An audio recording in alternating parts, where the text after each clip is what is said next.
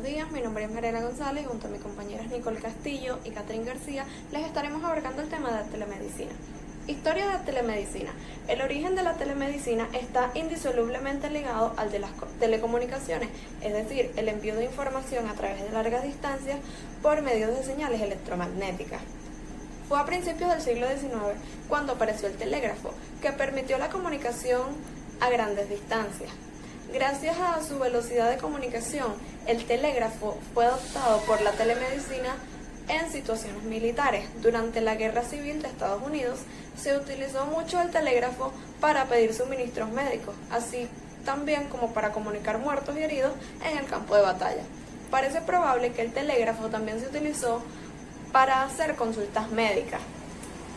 Por ello que a finales del siglo XIX Bell patentó el teléfono, pero no fue hasta el comienzo del siglo XX cuando la gente común accedió a él de forma masiva. Entonces, médicos y pacientes podían hablar directamente por teléfono. Además, los proveedores médicos podían hablar por teléfono a otros médicos con el fin de consultar o intercambiar información. La primera idea de la telemedicina, tal y como la conocemos hoy en día, apareció en la edición de abril de 1924 de la revista Radio News.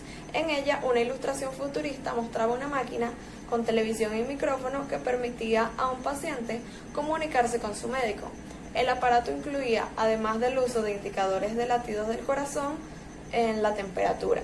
Sin embargo, los primeros usos de la telemedicina para transmitir video, imágenes y datos médicos complejos se produjeron a finales de 1950 y a principios de 1960. En 1959, la Universidad de Nebraska utiliza la telemedicina interactiva para transmitir exámenes neurológicos.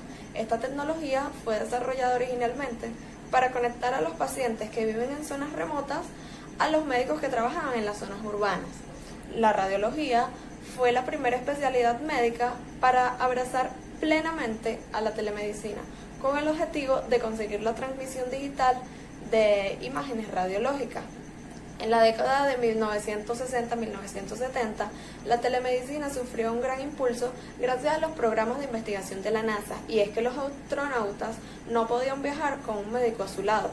Con el auge del Internet en la década de 1990, llegó la explosión de la información, una auténtica revolución en la telemedicina que incluye la educación del paciente, la transmisión de imágenes médicas, las consultas de audio y video en tiempo real y las mediciones de signos vitales.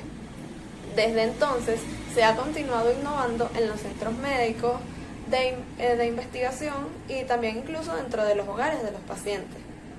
Por otra parte, ¿qué se entiende por telemedicina? La telemedicina proviene del griego teae, que significa tele, que a su vez significa distancia más medicina.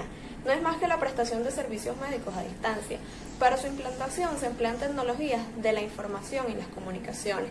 La telemedicina puede ser tan simple como dos profesionales de salud discutiendo un caso por teléfono, hasta la utilización de la avanzada tecnología en comunicaciones e informática para realizar consultas, para realizar diagnósticos o cirugías a distancia y en tiempo real. Y como servicio puede beneficiar a todos los pacientes de un sistema sanitario, pero sobre todo a las personas mayores y a los pacientes crónicos.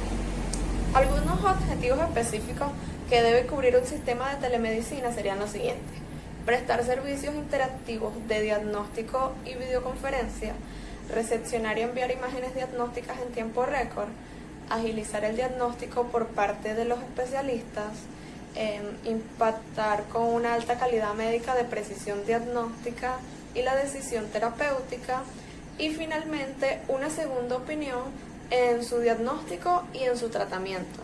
Buenos días, mi nombre es Catherine García y les voy a hablar sobre los beneficios de la telemedicina. La telemedicina se ha convertido en un modelo de atención sanitaria emergente que cada vez cobra más fuerza. Además de ayudar en un mayor control y cuidado de la propia salud, también nos permite acceder a consultas médicas cuando las circunstancias dificultan el desplazamiento o este resulta prescindible. Nos ayuda en cualquier situación o necesidad de asistencia sanitaria en caso de sufrir una dolencia afuera del lugar de la residencia. La telemedicina en tiempos de pandemia. La telemedicina, como ya sabíamos, ya existía antes de la pandemia, pero la ha acelerado mucho más. Hay diversos beneficios de la telemedicina actualmente que deben implementarse porque a causa del COVID-19 se ha aplicado de manera forzosa. Poder hablar vía telemática con nuestros doctores sin necesidad de asistir al centro de salud y allí infectarnos, ¿verdad? Esa no sería una buena idea. Y es aquí donde la tecnología es la clave. Tanto médicos como pacientes deben familiarizarse con estas innovaciones para poder avanzar porque se han visto que es factible aplicarlas. Muchas gracias. Telemedicina en Venezuela.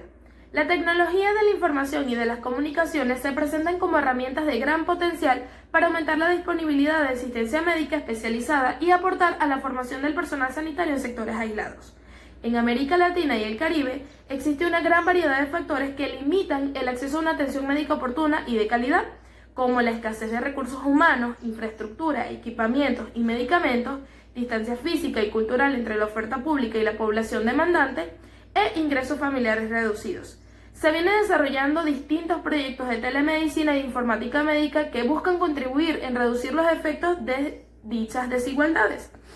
En Venezuela, y desde el año 2006, resalta la experiencia de la Facultad de Medicina de la Universidad Central de Venezuela, específicamente el Centro de Análisis de Imágenes Biomédicas Computarizadas, que ha venido desarrollando el programa SOS Telemedicina para Venezuela. Abarca diversas áreas, destacando las de teleconsulta y telediagnóstico, con las capacidades necesarias para realizar consulta a distancia con los especialistas médicos de la UCB y hospitales generales, con miras de obtener una segunda opinión y la orientación necesaria para el tratamiento adecuado de los pacientes en zonas rurales y remotas. Cabe destacar que las actividades que desarrolla el programa SOS Telemedicina para Venezuela de la UCB se define como una experiencia exitosa y sobre todo pertinente en materia de salud digital. Si hay una señal ampliamente conocida y utilizada en el mundo entero desde hace más de 100 años para pedir auxilio, es SOS. De algún modo, puede considerarse una tabla de salvación para muchos pacientes que no tienen acceso de calidad oportuna y eficiente en materia de salud, y para los profesionales sanitarios que con mística, pero muchos sacrificios, siguen trabajando por el bienestar de la población venezolana. Ventajas y desventajas.